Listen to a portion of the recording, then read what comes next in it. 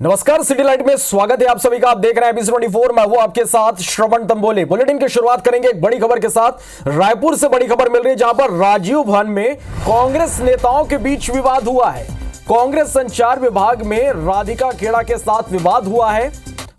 कांग्रेस की national media coordinator है Radhika Khera. PCC संचार विभाग के वरिष्ठ पदाधिकारियों से यहां पर उनका विवाद हुआ है और इस विवाद के बाद राधिका खेड़ा ने एक ट्वीट किया है और ट्वीट में उन्होंने लिखा, कौशल्या माता के मायके में बेटी सुरक्षित नहीं है।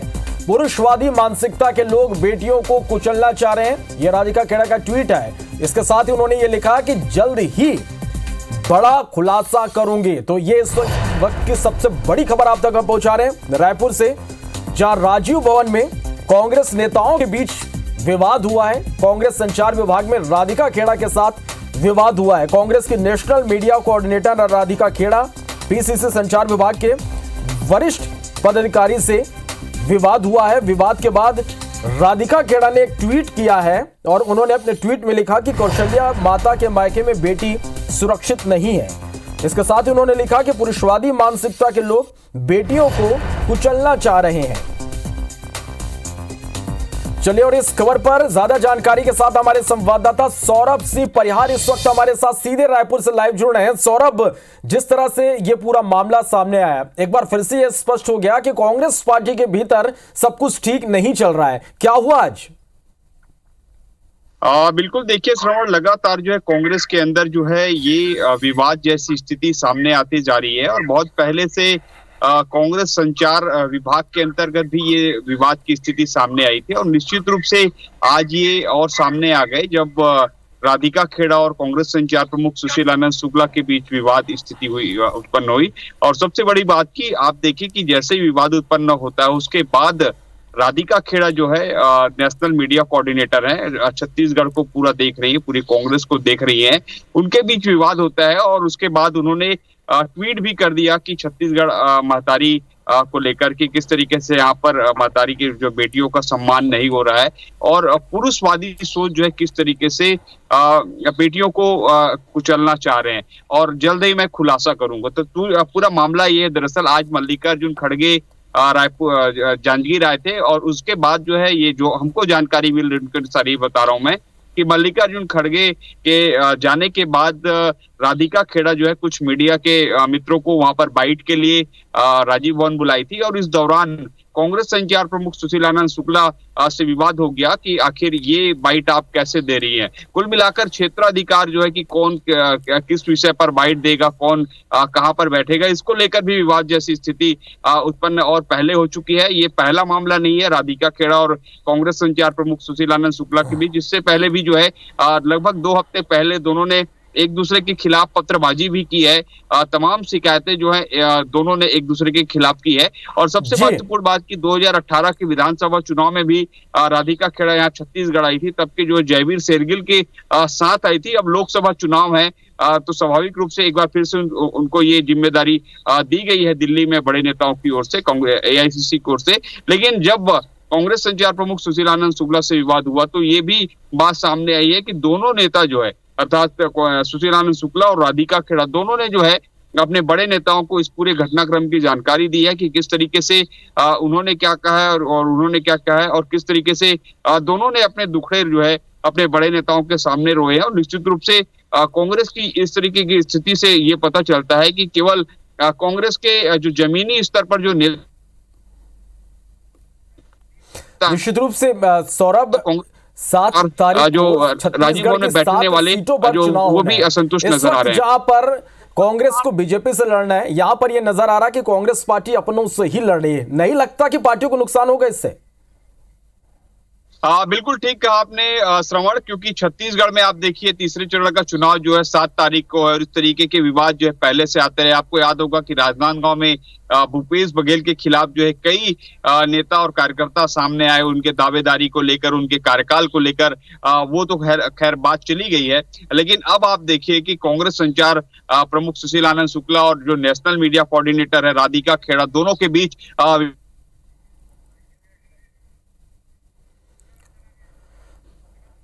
चलिए, तो एक बार फिर से कांग्रेस पार्टी के भीतर विवाद यहां पर हुआ है। आपको बता दें कि कांग्रेस संचार विभाग में राधिका खेड़ा यहां पर पहुंची थी और इसी बीच संचार प्रमुख जो है उनके साथ यहां पर विवाद की खबरें जो है वो निकलकर सामने आ रही है। हमारे साथ सौरभ लगातार बने हुए हैं। सौरभ, जिस तरह आप बता रहे हैं कि इनके बीच विवाद पहले भी हुआ है, क्या नहीं लगता कि जो पार्टी फोरम में इनको बात रखनी थी या अब तक इस मामले को सुलझा लेना था ताकि ऐसी स्थिति फिर से ना बनती? बिल्कुल ठीक कहा आपने श्रवण, ये स्थिति कई बार उत्पन्न हो चुकी है दोनों के बीच, और दोनों जो है हमने देखा है कि प्रेस कॉन्फ्रेंस के समय भी ऐसे कई मौके आते हैं जब स्थिति ऐसी सामान्य नहीं रहती, लेकिन जो है दोनों काफी अनुभवी है, दोनों मीडिया को फेस करते हैं, तो स्वाभाविक रूप से मिलजुल के जो है समन्वय के साथ काम करने की बात इन दोनों के बीच जो है हमेशा रही है। दरअसल आप देखिए कि नेशनल मीडिया कोऑर्डिनेटर हैं राधिका खेड़ा, तो स्वाभाविक रूप से उनको नेशनल मुद्दों पर ज्यादा अपनी प्रतिक्रिया जो है मीडिया में देना है। कांग्रेस संचार प्रमुख सुशील आनंद शुक्ला जो छत्तीसगढ़ कांग्रेस के संचार प्रमुख है, तो निश्चित रूप से उनको राज्य के और तमाम यहाँ के नेताओं से संबंधित, घटनाओं से संबंधित, जो यहाँ के छत्तीसगढ़ के बीजेपी के जो तमाम आरोप हैं, जो पलटवार है, उस पर उनको जवाब देना है। लेकिन कहीं ना कहीं हो सकता है कि ये दोनों के बीच जो है ये एक दायरा रहा हो कि आप नेशनल पे नहीं बोलेंगे, आप राज्य पे नहीं बोलेंगे, तो कुल मिलाकर विवाद सामने आ गया है। अब देखना होगा कि विवाद कैसे थमेगा। दोनों जो है अपने अपने बड़े नेताओं को पूरे मामले की जानकारी दे दी है, और निश्चित रूप से आने वाले समय में अगर ये दोनों पर जो है अगर बेहतर तरीके से कोऑर्डिनेशन नहीं होगा, दोनों साथ मिलकर काम नहीं करेंगे, तो कहीं ना कहीं काफी दिक्कतें भी जो है कांग्रेस जो मीडिया विभाग है उनको भी आने वाले समय में होगा। तो ऐसे में स्थिति यही बेहतर होगा कि दोनों को जो है कोऑर्डिनेशन दोनों के बीच बेहतर किया जाए, समन्वय बेहतर किया जाए, ताकि मीडिया को सही जानकारी, मीडिया तक जो है कांग्रेस अपनी बात जो इस लोकसभा चुनाव के माध्यम से पहुंचाना चाहती है। सौरभ, यहाँ पर राधिका खेड़ा ने यह भी कहा कि आने वाले समय में वो एक बड़ा खुलासा इस पूरे मामले को लेकर करेंगे। इसका मतलब साफ है कि आने वाले दिनों में भी ये जो विवाद है वो थमेगा नहीं। देखना होगा कि आखिर ये विवाद जाकर कहां थमता। बहुत शुक्रिया आपका हमारे साथ जुड़ने के लिए और इस तमाम जानकारी के लिए। बढ़ते आगे, कांग्रेस के राष्ट्रीय अध्यक्ष मल्लिकार्जुन खड़गे के बयान के बाद सियासत तेज हो गई है। जांजगीर के चापा की सभा में खड़गे ने कांग्रेस प्रत्याशी शिव डहरिया को कहा कि वो राम का मुकाबला कर सकते हैं। मल्लिकार्जुन खड़गे ने खुद को भगवान शिव का स्वरूप बताया। इधर मल्लिकार्जुन खड़गे के बयान पर डिप्टी सीएम विजय शर्मा ने पलटवार करते हुए कहा कि भगवान शिव और राम ने एक दूसरे की पूजा की है, एक दूसरे को मान्यता दी है। खड़गे कह रहे हैं दोनों भगवान लड़ेंगे। आखिर खड़गे राम से क्यों लड़ना चाहते हैं? उन्होंने सवाल पूछा कि कांग्रेस की प्रवृत्ति ऐसी क्यों है। कुमार दहरिया, देखो इनका भी नाम शिव कुमार, अबे बराबर है, राम का मुकाबला कर सकता है क्योंकि ये शिवा है। मेरा भी मल्लिकार्जुन बोले तो मैं भी शिवा हूं। नहीं, भाजपा को आपत्ति बाद में होगी, वह हिंदू होने के नाते मुझे पहले आपत्ति है। ये कैसे व्यक्ति हैं जो शंकर भगवान और राम भगवान को लड़ाई करना है, ये लड़ेगा राम से, ऐसा बोलते हैं। इनके भाव को देखो आप कैसा है, मैंने उनको समझना पड़ेगा। भैया दोनों ने एक दूसरे की पूजा की है, दोनों ने एक दूसरे को मान्यता दी है, दोनों एक दूसरे को मानते हैं। ऐसी कथाएं भरी पड़ी हैं पूरे हमारे शास्त्रों में और पुरातन गाथाओं में। ये किस तरह का बात करना शुरू करते हैं, मुझे ये समझ में नहीं आता।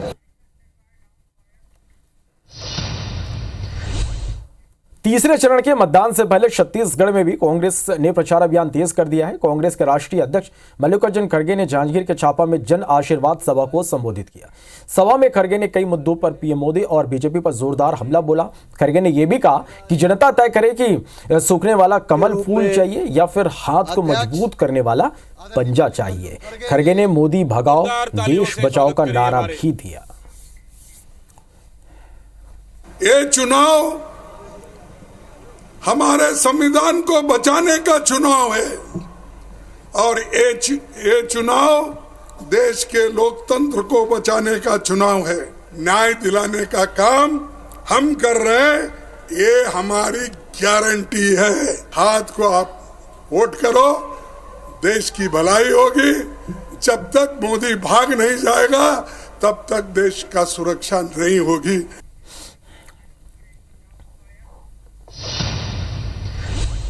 तीसरे चरण के चुनाव को लेकर सियासी पारा गरमाया हुआ है, बयानबाजी भी जोरों पर है और इस बीच पूर्व मंत्री और जांजगीर लोकसभा प्रत्याशी शिव डहरिया ने बीजेपी पर बड़ा हमला बोला।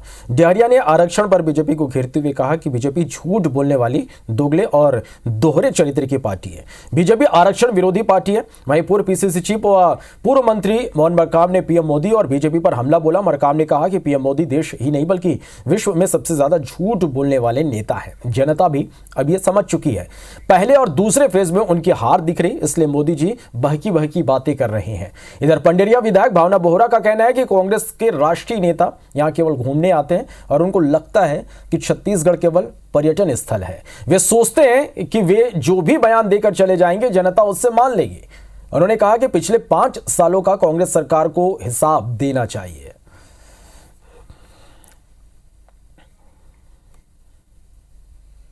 निश्चित रूप से भारतीय जनता पार्टी संविधान खत्म करने की बात करती है। वो कहती है कि अब की बार 400 पार, फिर संविधान पर वार, और ये देश के संविधान को बदलना चाहते हैं, लोकतंत्र को बदलना चाहते हैं, अनुसूचित जाति, आदिवासी, पिछड़े वर्गों का आरक्षण खत्म करना चाहते हैं और तानाशाही सरकार लाना चाहते हैं। इसका मतलब साफ है, भारतीय जनता पार्टी का दोहरा चरित्र है। इस बात को भी छत्तीसगढ़ की जनता समझ चुकी है। अब चुनाव में इनको भारतीय जनता पार्टी को सबक सिखाएगी। इनके जो राष्ट्रीय नेतृत्व करते हैं वो छत्तीसगढ़ से घूमने आते हैं। उनको लगता है कि छत्तीसगढ़ एक पर्यटन स्थल है और यहाँ आकर के जो भी बयानबाजी करेंगे वो लोग जनता उसको सही मानेगी। मुझे लगता है कि जो बयान कांग्रेस के नेत्री के द्वारा आया है, उन्हें पहले छत्तीसगढ़ के पिछले 5 साल का हिसाब किताब देना चाहिए कि रक्षा मंत्री राजनाथ सिंह चुनाव के प्रचार के लिए मंगलवार को एमपी के दौरे पर रहे। रक्षा मंत्री ने खंडवा के बुनासा और बड़वानी के ठीकरी में चुनावी सभा को संबोधित किया। इस दौरान उन्होंने कहा कि देश में कांग्रेस विलुप्त होने की स्थिति में जैसे धरती से डायनासोर खत्म हुए वैसे ही कांग्रेस भी समाप्त हो जाएगी। राजनाथ ने कहा कि भाजपा जो कहती है वो करती है, जबकि कांग्रेस लोगों को आंख में धूल झोंकने का काम करती है। वहीं ठीकरी में उन्होंने कहा कि पार्टी की तरफ से जो वचन दे रहे हैं वो अगले 5 साल के अंदर लोकसभा चुनाव और विधानसभा चुनाव में एक साथ होंगे।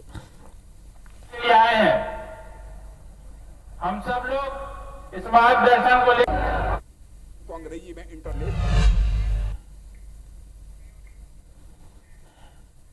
कांग्रेस की हालत कुछ ऐसी हो गई है कि 10 साल के बाद आप छोटे बच्चों से पूछेंगे कि कांग्रेस, तो कहेगा कौन कांग्रेस। यह हालत हो गई, सारे देश से लुप्त होती जा रही है। बहन भाई, मुझे तो यह लगता है, पता नहीं आप लोगों को लगता है कि नहीं लगता है, मुझे लगता है जैसे धरती से डायनासोर लुप्त हो गया है वैसे ही सारी इस धरती से कुछ दिनों में कांग्रेस लुप्त हो जाएगी। 4 महीने पहले विधानसभा का चुनाव हुआ, तो 4 महीने के बाद भी लोकसभा का चुनाव, फिर उसके बाद और कोई चुनाव, रोज चुनाव ही चुनाव। ये सिलसिला बंद होना चाहिए कि नहीं बंद होना चाहिए? तो मेरी बात सुन लीजिए, अगले 5 वर्षों के अंदर बहनों भाइयों, पार्टी की तरफ से आपको वचन देकर जा रहा हूं, सारे देश के विधानसभा और लोकसभा के चुनाव साल 5 वर्ष में एक बार होंगे, एक साथ। पूर्व केंद्रीय मंत्री और हमर राज पार्टी के राष्ट्रीय अध्यक्ष अरविंद नेताम चुनाव प्रचार के लिए बिलासपुर पहुंचे। हमर राज पार्टी के प्रत्याशी सुदीप श्रीवास्तव के पक्ष में उन्होंने वोट मांगा। अरविंद नेताम ने कवासी लखमा के बस्तर में जीत के दावे को लेकर बड़ा बयान दिया। उन्होंने कहा कि कवासी लखमा को हमने पैदा किया है और उसकी औकात कितनी है हमें यह भी मालूम है। कवासी लखमा बिलासपुर पहुंचे तो उन्होंने दावा किया कि बस्तर से वो जीत है, ट्राइबल क्षेत्र है बस्तर, क्या लगता है आदिवासी उनके साथ? भाई ऐसा मैं ज़्यादा इंडिविजुअली पे करना नहीं चाहता, और उसको तो मैंने ही पैदा किया ना, उसकी कितनी औकात है हम जानते हैं, इतना ही हम अपनी विचारधारा को, अपनी आवाज़ को उठा रहे हैं, अपनी प्रजातांत्रिक अधिकार की लड़ाई लड़ रहे हैं। 2 पार्टियों की सरकार में हमने देखा है। केंद्रीय गृह मंत्री अमित शाह के एडिट वीडियो का मामला अब तूल पकड़ते जा रहा है। बीजेपी का कहना है कि आरक्षण खत्म करने संबंधी केंद्रीय गृह मंत्री अमित शाह के एडिट वीडियो को वायरल किया जा रहा है और राजनीतिक फायदे के लिए कांग्रेस ऐसा कर रही है। इस बीच जांजगीर चांपा लोकसभा के प्रत्याशी कमलेश जांगड़े जांजगीर सिटी कोतवाली थाना पहुंची और टीआई को शिकायत कर एफआईआर दर्ज करने की मांग की। मैं जांजगीर लोकसभा से चुनाव लड़ रही हूं और कांग्रेस के लोग हमारे माननीय गृह मंत्री अमित शाह जी बयान दूसरा दिए हैं और लोग दूसरा वीडियो झूठा वीडियो बना के वायरल कर रहे हैं। इससे प्रभावित हो रहा है और इनको जो इसको वीडियो को वायरल कर रहे हैं उनको सख्त सख्त कार्रवाई हो, उनकी गिरफ्तारी मैं चाह रही हूँ। इसमें जो अमित शाह जी का भाषण है उसको एडिट करके चलाया जा रहा है। स्थानीय काफ़ी लोग उसको प्रचारित करने की कोशिश कर रहे हैं और बहुत जनता के बीच में जा रहा है। इससे जनता के बीच में भ्रम फैलाने की कोशिश हो रही है। भाजपा प्रत्याशी कमलेश जांगड़े के द्वारा एक लिखित आवेदन प्रस्तुत किया गया है जो कि केंद्रीय गृह मंत्री श्री अमित शाह जी का फर्जी वीडियो प्रसारित करने के संबंध में है, जिसकी जांच कर अग्रिम कार्रवाई की जाए।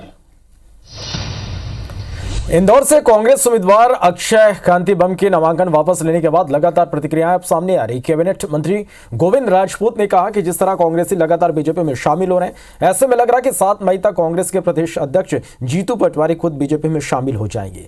साथ ही गोविंद सिंह राजपूत ने कहा कि अगर अक्षय कांति बम बिके हुए हैं तो क्या यह सौदा जीतू पटवारी की सहमति से हुआ है। जिस प्रकार से आना लगा है कांग्रेस छोड़ के, तो हमें तो लग रहा है कि 7 तारीख तक कांग्रेस के अध्यक्ष जीतू पटवारी भी भाजपा में आ जाएंगे। मध्य प्रदेश के नेता प्रतिपक्ष उमंग सिंघार लगातार कांग्रेस प्रत्याशियों के पक्ष में प्रचार करने में जुटे हैं। मंगलवार को कांग्रेसी प्रत्याशी राधेश्याम मवेल के पक्ष में प्रचार करने धार जिले के एक गांव पहुंचे उमंग सिंघार ने बीजेपी पर जमकर निशाना साधा। उन्होंने कहा कि भाजपा की रीति नीति से जनता परेशान है, जनता को अब परिवर्तन बुलाना चाहती है। गर्मी ज्यादा बढ़ गई है तो लगता भारतीय जनता पार्टी वाला दिमाग सटकने लग गया। और टेम्परेचर बढ़ता जा रहा है चुनाव का। 2 चरणों में जो चुनाव हुए देश में, बीजेपी का बीपी डाउन होता जा रहा है। अब बीपी सही होने के लिए बोले नाम मिला कि ये आ रहा वो आ रहा, उमंग सिंघार आ रहा। अरे उमंग सिंघार आगे बनने का प्रचार कर रहा है। इंदौर लोकसभा सीट पर 2 दिन तक चले सियासी घटनाक्रम के बाद पीसीसी चीफ जीतू पटवारी ने आज प्रेस कॉन्फ्रेंस की। इस दौरान उन्होंने साफ कहा कि इस बार कांग्रेस इंदौर में चुनाव नहीं लड़ रही है, लेकिन अभी भी जनता इंदौर के लोकतंत्र को बचाने की कोशिश कर सकती है। वहीं मध्य प्रदेश की अन्य सीटों को लेकर जीतू पटवारी ने कहा कि इस बार कांग्रेस बेस्ट परफॉर्मेंस देगी। कांग्रेस जीतेगी, ज्यादा सीटें लाएगी, मध्य प्रदेश में द बेस्ट परफॉर्मेंस देगी। आज तक के 4 चुनाव में सबसे अच्छा। नोटा को आप इस बार समर्थन नहीं, मैंने नहीं, वो अभी निर्णय इंदौर शहर की जनता को ले। छत्तीसगढ़ के बहुचर्चित महादेव सट्टा घोटाले केस में गिरफ्तार 5 आरोपियों को एसीबी ईओडब्ल्यू की टीम ने स्पेशल कोर्ट में पेश किया। दोनों पक्षों की बहस सुनने के बाद कोर्ट ने निलंबित पुलिस एएसआई चंद्रभूषण वर्मा, सतीश चंद्राकर और सुनील दम्बानी को 4 मई तक के लिए ईओडब्ल्यू रिमांड में सौंप दिया। वहीं दिल्ली और पुणे से गिरफ्तार राहुल वक्टे और रितेश यादव को 14 मई तक के लिए न्यायिक रिमांड पर जेल भेजा है।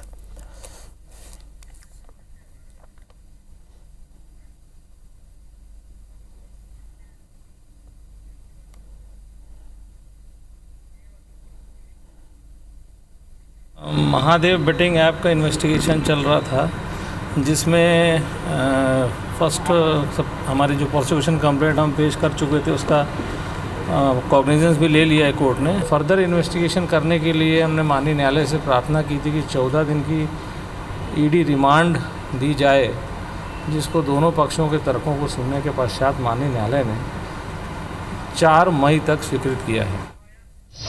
छत्तीसगढ़ कस्टम मिलिंग घोटाले में ईडी ने मार्कफेड के पूर्व एमडी मनोज सोनी को गिरफ्तार कर कोर्ट में पेश किया, जहां कोर्ट ने मनोज सोनी को 4 मई तक ईडी रिमांड में सौंप दिया। वहीं ईओडब्ल्यू की टीम 2 दिन से आरोपी रोशन चंद्राकर से पूछताछ कर रही है। ईडी के वकील के मुताबिक गिरफ्तार पूर्व एमडी मनोज सोनी को ईओडब्ल्यू की टीम जमशेदपुर से हिरासत में लेकर आई थी, जहां से ईडी के अधिकारी हिरासत में लेकर मनोज सोनी को सब जोनल ऑफिस ले गए थे। चावल की मिलिंग होती है, राइस मिलर जो मिलिंग करते हैं, उसमें पैसा जो मार्केट के द्वारा पेमेंट किया जाता है, उस पैसे को पेमेंट करने में उनका बिल जो पास करने के लिए मार्केट के जो अधिकारी लोग हैं वो लोग किक बैक अमाउंट यानी कि रिश्वत लिया करते थे। और जिसमें कि आज जिसको अरेस्ट किया है हमने वो है मनोज कुमार सोनी, जो एक्स एमडी था मार्केट का।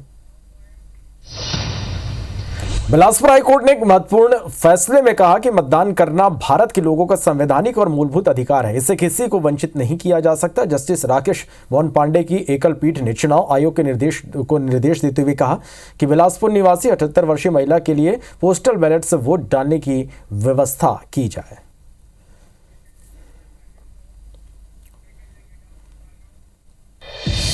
जबलपुर में एक 3 स्टार होटल में बीती रात भीषण आग लग गई और यह बताया जा रहा है कि आग होटल के एक हॉल में लगी, जिसे देखते देखते विकराल रूप ले लिया।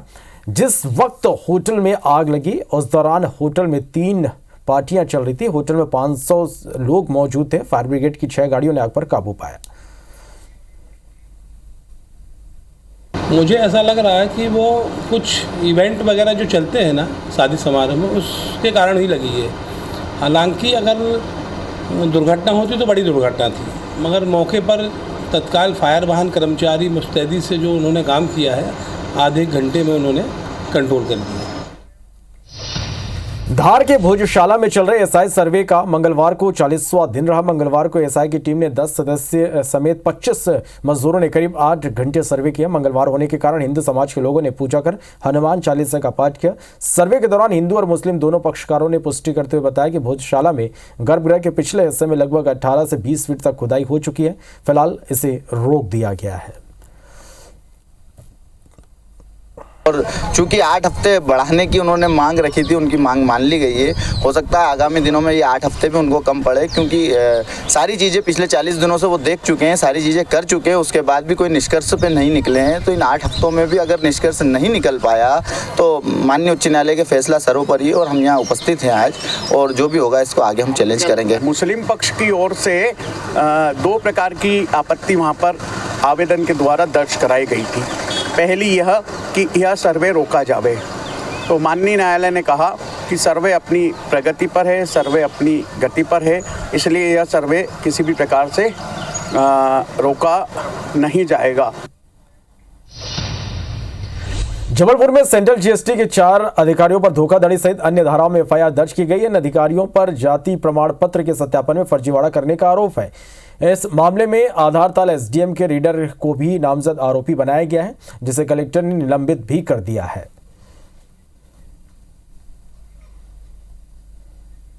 वेरिफिकेशन से रिलेटेड एक मामला था जो एसडीएम आधारताल के आया था। उसमें जो वेरीफाई किया गया था वो रीडर ने फर्जी दस्तखत करा के, स्कैनिंग करा के कुछ कर दिया था, जिसमें फर्जी सील भी लगाई गई थी। एसडीएम ने इसकी जांच की थी, एफआईआर दर्ज हो गई और जो कंसर्निंग लिपिक हैं उनको निलंबित कर दिया गया। किस डिपार्टमेंट का मामला? ये सेंट्रल जीएसटी से संबंधित मामला है। वहाँ पे अधीक्षक पद पे जो नियुक्तियाँ हुई थी उनके सर्टिफिकेट्स के वेरिफिकेशन का इशू था। खबर धमतरी से, जहां ठगी करने वाले गैंग ने ठगी करने का तरीका बदल लिया। जालसाज अब खुद को एसपी, डीएसपी और टीआई बताकर लोगों से ठगी कर रहे हैं। पिछले 2 दिन के अंदर 8 से 10 व्यापारियों को ऐसे कॉल आए जिनमें ठगों ने खुद को एसपी बताया और कहा कि आपका बेटा हिरासत में है, अगर उसे छुड़ाना है तो पैसे भेजो। खास बात है कि जिनके बच्चे बाहर पढ़ाई या जॉब कर रहे हैं, ठग उन्हें ही फोन कर अपना निशाना बना रहे हैं। मेरे को कॉल आया, बोले मैं नागपुर क्राइम ब्रांच से बोल रहा हूँ, आपके यहाँ होटल में लड़का लड़की रुके थे और उस लड़के ने उस लड़के के साथ गलत वो किया है और उसके दोस्तों ने लड़के का रेप कर दिया है। मैं सोर्स से 1-2 जन को बोला था कि ऐसा तो फोन आया था, तो बोले फोन आ रहा है, फ्रॉड है करके। एसपी साहब ने कि बोले साहब जी ये जो कॉल जो रहते हैं बोले सैटेलाइट से ये फोन करते हैं और इनका लोकेशन भी बदलते रहता है और ये हर मिनट ये सिम भी चेंज करते रहते हैं। प्रकार की भ्रामक बातें बोलते हैं कि आपके बच्चे का रोड एक्सीडेंट हो गया है या कोई दुर्घटना हो गई है, तो इसमें हम निश्चित तौर पर तस्दीक कर लें, उसके बाद में ही कुछ भी हम अपने स्तर पर करें। हाल ही में माध्यमिक शिक्षा मंडल भोपाल ने कक्षा 10वीं और 12वीं के परीक्षा परिणाम घोषित किए। इन परिणामों में सिवनी जिले के कई शासकीय स्कूलों में पढ़ाई के स्तर की पोल खोल दी। जिले के 43 स्कूलों का परीक्षा परिणाम 35% से कम है। जिला शिक्षा अधिकारी ने जिले के 43 स्कूलों के प्राचार्यों को निराशाजनक परीक्षा परिणामों के चलते नोटिस जारी किया है। 39 हाई स्कूलों का परीक्षा परिणाम बहुत ही निराशाजनक रहा। साथ ही 4 हायर सेकेंडरी स्कूलों का भी परीक्षा परिणाम अत्यंत ही निराशाजनक रहा। और जैसे यदि जवाब समाधानकारक नहीं पाया जाएगा, संबंधितों पर नियमानुसार कठोर अनुशासनात्मक कार्रवाई की जाएगी। कोंडागांव जिला अस्पताल आरएनटी में बिजली की समस्या बनी हुई है। जिला अस्पताल में बिजली गुल की समस्या से बचने के लिए जनरेटर लगाया गया, लेकिन डीजल नहीं होने और ऑटो स्टार्ट नहीं होने से परेशानियों का सामना अब भी करना पड़ रहा है। जिला अस्पताल के ओटी में इसे लगाया गया यूपीएस भी लंबे समय से काम नहीं कर रहा। ऐसे में ऑपरेशन के दौरान बिजली गुल हो जाने से जान की नौबत आ जाती है। 4 दिन से पावर कट जो हो रहा है यहाँ पर, इतनी परेशानी है कि 2nd फ्लोर पे जो ये रूम दिया गया है वहाँ कूलर बंद हो जाता है, पंखा बंद हो जाता है, मरीज अलग परेशान रहता है। हम तो अटेंडर है, बाहर निकल जाते हैं, बहुत बेतहाशा यहाँ मुश्किलों का सामना करना पड़ रहा है। शौचालय के जो साफ सफाई का है, पावर कट होते रहता है। अभी समर सीजन में ज़्यादा इसका जो लोड शेडिंग या कुछ रीजन के कारण पावर कट्स रहता है, तो हम ऑपरेशन थिएटर, आईसीयू और कैजुअलिटी में पावर कट्स मैक्सिमम अवॉइड मतलब मिनिमाइज कर लेना चाहिए। यूपीएस की जरूरत है। यूपीएस अचानक कुछ प्रॉब्लम आ गई है, उसके इंजीनियर से हमने बात करी है और as soon as possible online दरअसल में उनको शिकायत करना है, तब आएंगे ऐसा बोल रहे थे। तो अभी लास्ट उसमें कुछ परेशानी आ गई थी, तो उसको समय रहते सुधार लिया जाएगा। सरायपाली अंतर्गत रिमजी गांव के लोग पानी की समस्या से जूझ रहे हैं। चिलचिलाती धूप में महिलाओं को पानी के लिए 5 से 6 घंटों का इंतजार करना पड़ा। ग्रामीणों का आरोप है कि गांव में हैंडपंप भी खराब है, सौर ऊर्जा से चलने वाले पंप भी खराब है, जिससे उन्हें कई किलोमीटर दूर पानी लाना पड़ रहा है। पानी की समस्या बहुत यहाँ चल रहा है साहब। देखो सुबह से हम यहाँ बैठे रात हो जा रहा है और एक तो पानी नहीं मिलने से नाला जाना पड़ता है और 4-5 किलोमीटर जाना पड़ता है। सभी महिलाएं यहाँ पर बर्तन उतर रख कर सब सुविधा कर रहे हैं, लेकिन पानी की समस्या नहीं है। अधिकांश जने को कोई भी नहीं मिल रहा है, कहाँ को मिल रहा है, किसी को नहीं मिल रहा है। इतनी समस्या चल रही है रिमजी गाँव में। किसे पानी आता है हमारे गली ला कहीं जो गिर हैं, जो 11 बजे रात के चालू करी से जो पानी झोंके हों आप का कैसे को से लाइन जल के से लाइन आनबो कहीं डॉके पिला मन। पीएचई विभाग से हैंडपंप खोदा गया है, उसको ना हैंडपंप को हटाकर हम लोग उसे मोटर लगा दिए हैं। वहीं पर ही पानी अभी भी फुल है। अभी उसको 2 HP मोटर लगा के ना उसमें नल जल में फिर जोड़ देंगे तो सब तरफ पानी सप्लाई हो जाएगा। कोरबा में सीबीआई का डर दिखाकर अज्ञात व्यक्ति ने महिला डॉक्टर से 5,47,000 रुपए की ठगी की। ठगी की भनक लगती महिला ने थाने में शिकायत दर्ज कराई। मामला सिविल लाइन थाना क्षेत्र के खरमोर का है, जहां मेडिकल कॉलेज में पदस्थ डॉक्टर छाया गौतम को किसी पार्सल को मलेशिया ब्राउन शुगर भेजने के नाम से अज्ञात व्यक्ति ने फोन किया। सीबीआई का डर दिखाकर धोखाधड़ी की। बोलकर इनके पास कॉल आया था। इसके बाद इन्होंने जो है अपने आप को कस्टम डिपार्ट का नाम बताया, कस्टम डिपार्ट का व्यक्ति, और ये बोला कि आपको दिल्ली पुलिस में सीबीआई में आपको FIR करना पड़ेगा। 5,47,000 का ठगी हुआ है। अकाउंट जो गया है जिस अकाउंट में, उसको साइबर सेल के माध्यम से होल्ड करवाया गया है। कांग्रेस से बीजेपी में आते ही अक्षय कांतिबम चुनाव प्रचार में जुट गए। मंगलवार को अक्षय कांति कैबिनेट मंत्री कैलाश विजयवर्गीय के साथ अलीराजपुर पहुंचे। बीजेपी कार्यकर्ताओं को उन्होंने संबोधित किया। इस दौरान अक्षय ने कहा कि यह चुनाव सनातन धर्म का साथ देने वालों का चुनाव है। जो लोग तंज कसते थे कि राम मंदिर बनाने की सिर्फ बातें की जा रही, आज उन्हें राम मंदिर बनाकर दिखा दिया गया। एक केस मेरे ऊपर चल रहा है और उसी की बात कर रहे हैं, जो 307 की बात कर रहे हैं। 307 का जो केस है उसके अंदर कोर्ट ने ये कहा है कि प्रथम दृष्टिया ऐसा लगता है कि 307 पे भी विवेचना होनी चाहिए। तो 10 मई की जो तारीख लगी है उस दिन उस पर विवेचना होगी। जब हमारा वकील आर्ग्यू करेगा, उनका वकील आर्ग्यू करेगा, उसके बाद डिसाइड होगा कि 307 लगना चाहिए या नहीं लगना चाहिए। बहुत उस्ताद आदमी कि आदिवासी भाइयों को झूठ की बुनियाद पर खुद खड़ा होकर विधायक बन गए, सांसद बन गए, मंत्री बन गए और इस आदिवासी क्षेत्र का विकास नहीं किया। आदिवासी क्षेत्र का विकास हुआ तो भारतीय जनता पार्टी की सरकार ने किया। कोरबा के कुदमुरा रेंज में दाखिल 36 साथियों के दल का एक वीडियो सामने आया। वन विभाग की टीम ने थर्मल ड्रोन कैमरे से हाथियों की दिलचस्प तस्वीरें ली, जो इस वक्त आप देख पा रहे हैं। आसमान से ये तस्वीरें ली गई। हाथी के मूवमेंट इसमें साफ नजर आ रहे हैं। ये नज़ारा गीत कुमारी गांव के पास का है।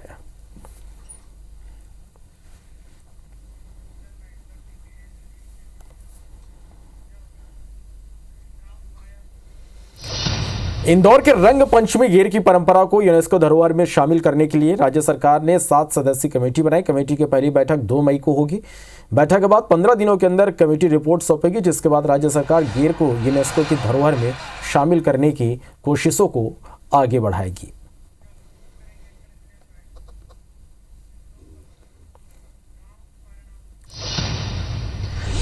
इसी के साथ फिलहाल इस बुलेटिन में इतना ही। नमस्कार।